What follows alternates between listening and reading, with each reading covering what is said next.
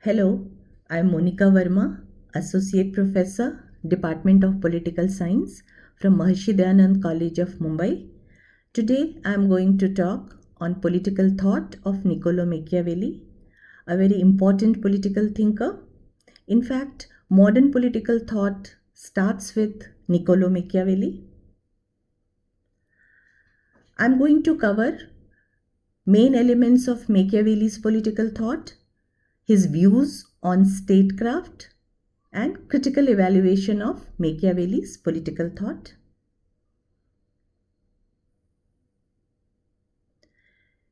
Machiavelli was an Italian historian, political thinker, diplomat, author, and philosopher, and he is regarded as the founder of modern political thought. He was influenced by the new scientific and rational spirit of Renaissance period, which is a very important phase of European history and world civilization. He contributed to the cause of modern state, a secular, sovereign, and national organization. Political thought of Machiavelli comes to us through his various works. Some of his books are The Prince, The Art of War, Discourses of Livy, and Florentine Histories.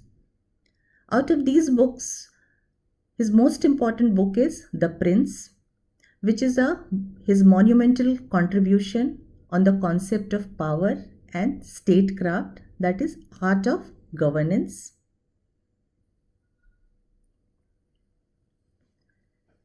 Machiavelli's political thought is based on his analysis of human nature, which was a very pessimistic conception of human nature.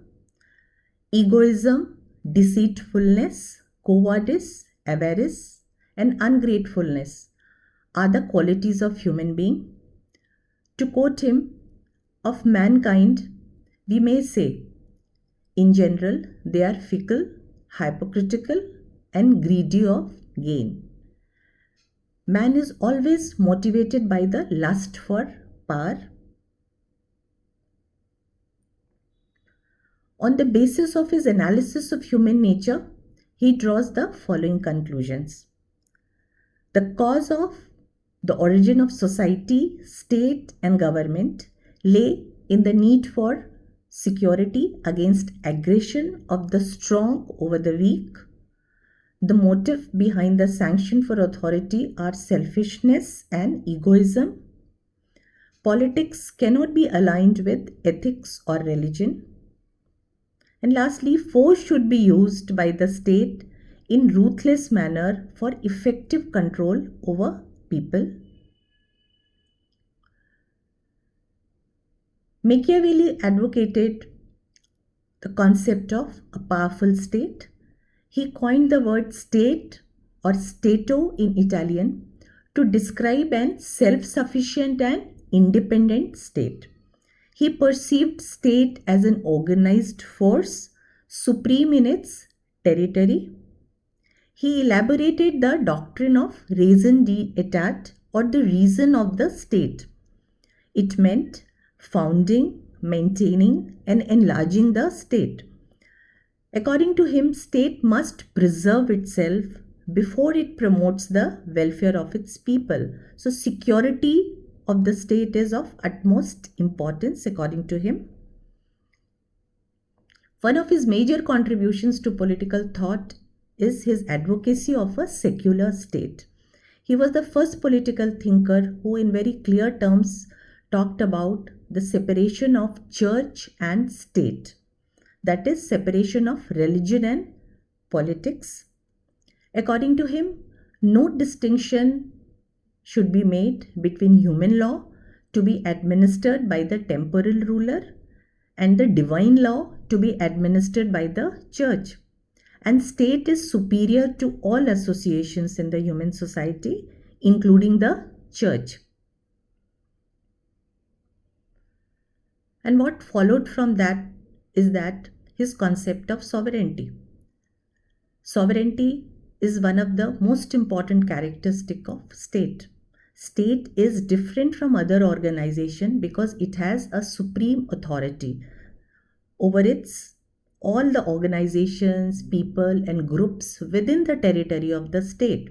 And in very brief, sovereignty means power to make laws and power to implement those laws through a sanction of force. He rejected the feudal conception of a complex hierarchy of autonomous entities and advocated a powerful central authority which is supreme over all institutions within its territory. His concept of sovereignty was later systematically developed and elaborated by thinkers like Boda, Hobbes, and James Austin.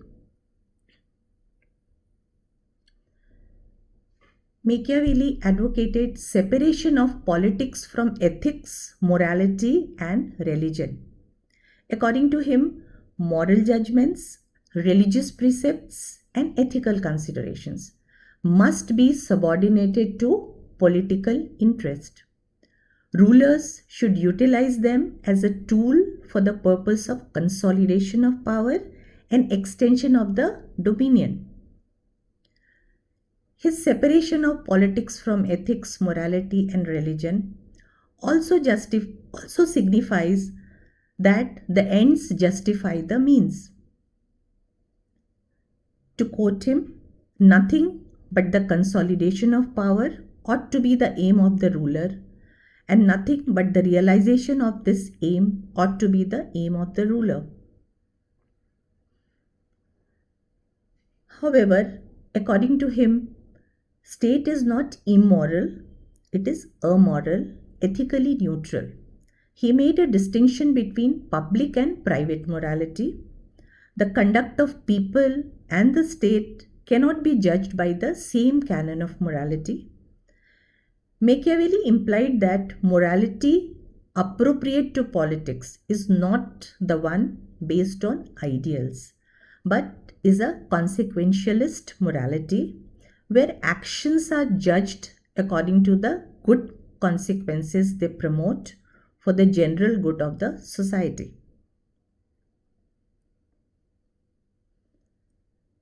Machiavelli is famous for his views on statecraft. The prince offers a valuable set of counsels to the rulers for establishing a strong state. Machiavelli is not interested in talking about ideal republics or imaginary utopias, though in one of his books he has praised republican form of government, but it is suitable only where people are wise and there is a stability.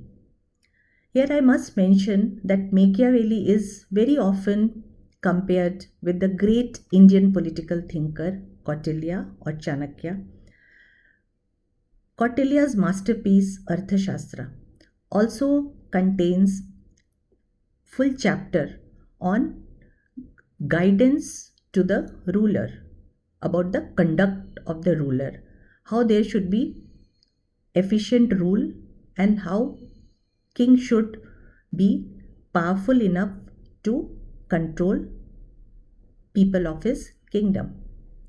Though that book was written in 4th century BC and the context was also the Mauryan Empire, here the Prince was written in the early part of 16th century and the whole context was the prevailing situation in Italy. His advocacy of strong monarchical form of government was in the context of the anarchy, lawlessness, corruption and misrule that prevailed in Italy at that time, early part of 16th century. Now let us discuss the leading principles of statecraft. Statecraft means the art of governance. According to him, his first advice is that a prudent prince should use force ruthlessly, exercise persuasion skillfully, and act decisively for the purpose of keeping his subjects united and faithful. The prince should crush all opposition to his authority with an iron hand and should make use of aggressive force. And in this context, to quote him, It is better to be feared than loved if you cannot be both. The ruler should win the affection of people or, in its absence, create an air of terror. Prince should be better feared than loved because people love a ruler as long as they receive or expect certain benefits. According to Machiavelli, Prince should be a good showman and project himself with qualities like generosity, kind heartedness, chivalry, mercy, sincerity, bravery, and religiousness. And to quote him, everyone sees what you appear to be, few experience what you really are. So, Prince should appear to be good. The ruler should well protect the person and property of his subjects to win loyalty and patriotism. Traditionally, all rulers are seen as the protector to provide security to people. Next valuable advice of Machiavelli to the prince is a prince must have counsel of wise men and not of flatterers. He should avoid the company of praises because it affects his sense of judgment. To quote him, there is no other way to guard yourself against flattery than by making men understand that telling you the truth will not offend you. So the wise men of his council must speak their mind and give honest advice to the prince. His very famous quote is that the prince should have the qualities of both fox and the lion. That means cunningness and strength. The lion cannot protect himself from traps, and the fox cannot defend himself from the wolves. One must therefore be a fox to recognize traps and a lion to frighten wolves. According to Machiavelli, prince should maintain a well-trained regular national army of his own citizens and should not depend on mercenary soldiers as they lack sense of loyalty. During the feudal period in Europe, kings it was not a tradition for the kings to have national army, so this was his advice to the ruler. Then ruler should not be peace loving, but ruler should be ambitious in expanding his domain, which will make his people happy. According to Machiavelli, it is most praiseworthy for a prince to be good, but he must remain prepared to set aside moral considerations to maintain his power.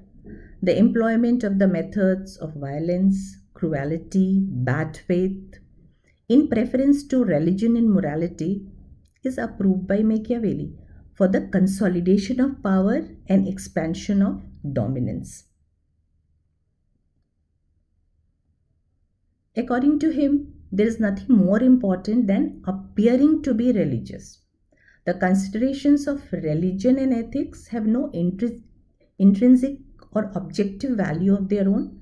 Rather, they are valuable instrument of policy, and rulers should utilize them as a tool whenever so necessary. Now, if we talk about the contribution of Machiavelli to political thought, his first and very important contribution is that his realism, he introduced realism in the study of politics. Prior to him, normative thinking or idealism was dominant in political thought, and this realism later on was developed by a number of thinkers, both in political theory and international politics, like David Easton, Max Weber, Morgenthau, Kaplan and Lasswell, etc. His next important contribution is empirical and scientific approach to the study of politics based on his experience. He advocated a powerful, secular, sovereign national state. And according to him, power is the main ingredient of politics. The justification of all means, even the most unscrupulous in the quest for political power, is fear. Separation of politics from ethics and religion.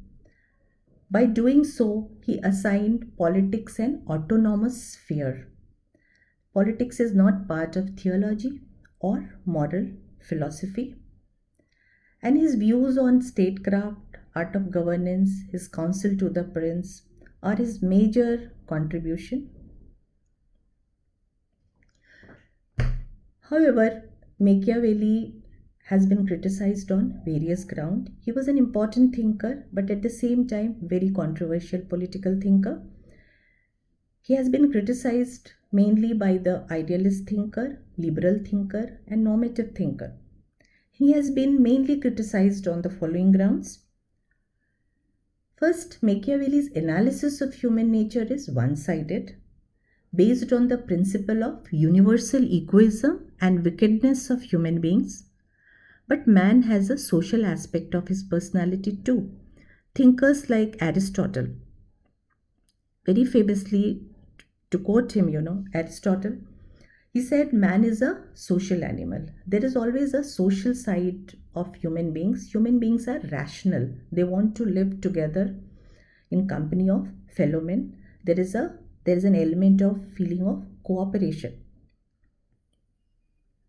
Machiavelli totally ignored this aspect of human personality.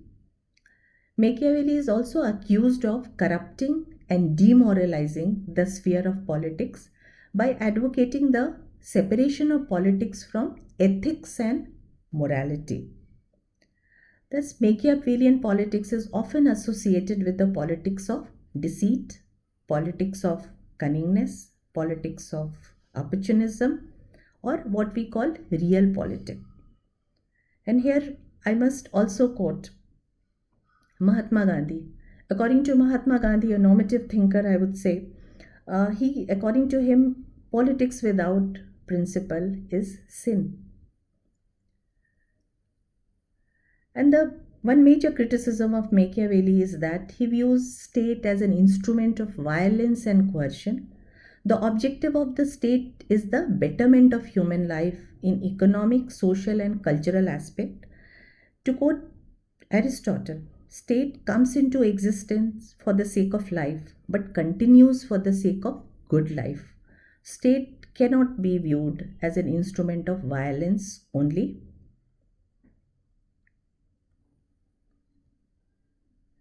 In spite of these criticisms, Machiavelli is remembered for exercising great influence both on political philosophy and science of statesmanship and diplomacy.